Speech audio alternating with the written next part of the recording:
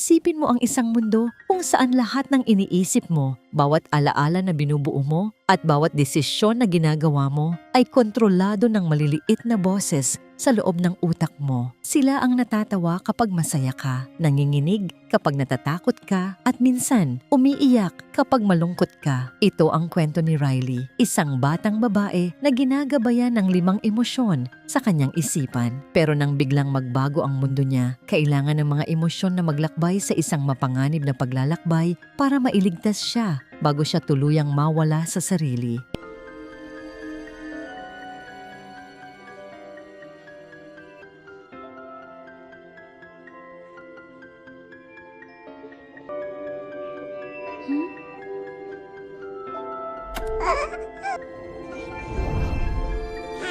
Pinanganak si Riley sa Minneapolis at sa mismong oras na yon, nabuo ang unang emosyon sa loob ng kanyang isip, joy, masayahin, maliwanag at determinado na panatilihin siyang masaya palagi. Kasunod nito, lumitaw ang 4 pa, sadness, fear, disgust at anger. Sila ang bumuo ng headquarters ng utak ni Riley na nagkokontrol kung paano siya magre-react sa mundo. Lahat ng alaala ni Riley ay nakaimbak bilang kumikinang na bola. Ang pinakamahalaga sa mga ito, tinatawag na core memories, ang nagpapagana sa kanyang personalidad at bumubuo ng mga islands, gaya ng Family Island, Hockey Island at Goofball Island. Si Joy ang natural na leader, laging nakatuon sa kasiyahan. Si Fear ang bantay laban sa peligro. Si Anger ang lumalaban para sa katarungan. Si Disgust ang nagpoprotekta laban sa pagkahiya o kapahamakan. At si Sadness, hindi sigurado kung ano ang silbi niya. Kadalasan, iniiwasan siya ni Joy na makialam. Nang maglabing isa si Riley, lumipat ang pamilya nila sa San Francisco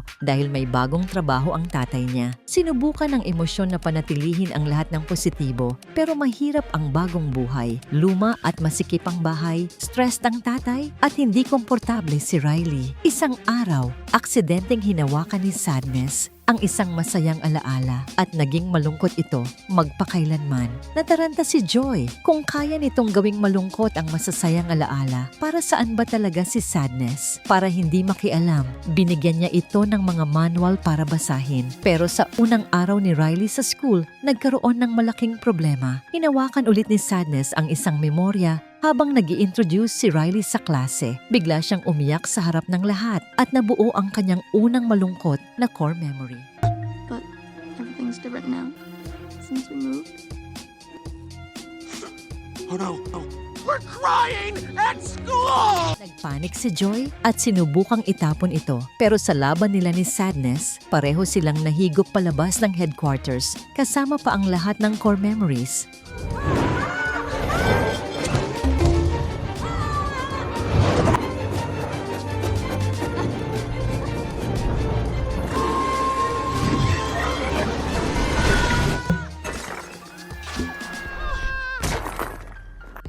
Gumuho ang personalidad ni Riley dahil naiwan sa kontrol sina Fear, Anger at Disgust. Napadpad sina Joy at Sadness sa napakalaking maze ng long-term memory malayo sa HQ. Alam nilang kailangan sila ni Riley pero mahirap ang daan pabalik. Doon nila nakilala si Bing Bong, ang dating imaginary friend ni Riley na gawa sa cotton candy, elepante at pusa. Matagal na siyang gumagala sa utak ni Riley mula nang tumigil na itong makipaglaro sa kanya.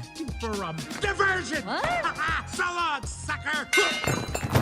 Nag-alok si Bing Bong na tulungan sila. Binigyan pa si Joy ng mahiwagang bag na kayang maglaman ng kahit ano. Iminungkahi niyang sumakay sila sa train of thought na dumidiretso papuntang HQ. Pero kailangan muna nilang tawirin ang mga mapanganib na parte ng isip ni Riley. Habang wala sina Joy at Sadness, pinilit ni na Anger, Fear at Disgust na kontrolin si Riley. Pero dahil wala na ang mga core memories, nagsimulang gumuho ang lahat. Nawasak ang Goofball Island at isa-isang bumagsak ang Personality Islands. Dahil sa kawalan ng pag-asa, nagplano si Anger. Kung naging masaya si Riley sa Minnesota, dapat bumalik siya doon. Inilagay niya ang isang literal na light bulb idea sa console. Ang ideya na tumakas si Riley pauwi ng Minnesota. Samantala, sina Joy, Sadness at Bingbong ay dumaan sa mapanganib na mga lugar gaya ng Abstract Thought kung saan muntik na silang mawala ang anyo at Imagination Land, puno ng mga katang-isip na laro. Nahanap pa nila ang lumang rocket wagon ni Bingbong na umaandar sa kanta. Pero nang linisin ng utak ang mga luma ng memorya, itinapon ito sa abyss,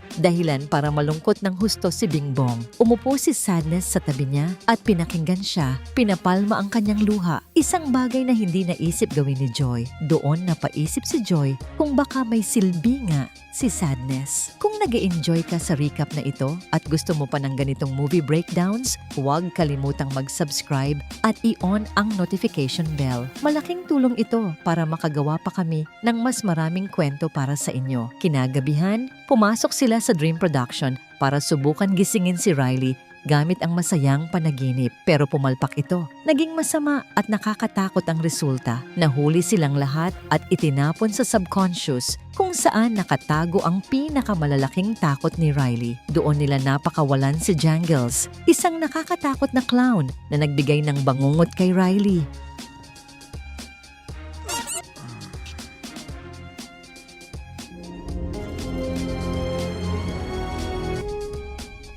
Hey, Sadness!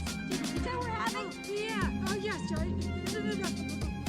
Birthday party? Dahil dito, nagising siya at muling gumana ang train of thought. Nakaligtas sina Joy, Sadness at Bingbong at nakasakay, umaasang makakabalik sa HQ. Habang wala pa rin sina Joy at Sadness, lalong lumala si Riley. Tumigil siya sa hockey, umiwas sa mga kaibigan, at kinuha pa ang credit card ng nanay niya para bumili ng bus ticket pabalik ng Minnesota. Dahil dito, bumagsak ang Honesty Island at nasira ang daan ng tren. Natrap sina Joy at Bingbong sa abyss. Doon, napagtanto ni Joy na hindi pala laging masama ang malungkot na alaala. Kapag malungkot si Riley, lumalapit ang mga tao para damayan siya. Doon niya naunawaan si Sadness ang nag-uugnay kay Riley sa iba, ngunit walang paraan para makalabas. Hanggang sa magsakripisyo si Bingbong, ginamit niya ang rocket wagon para itulak pataas si Joy, pero tumalon siya sa huling segundo para gumaan ang sakay. Habang unti-unti siyang nawawala, ngumiti siya at bumulong.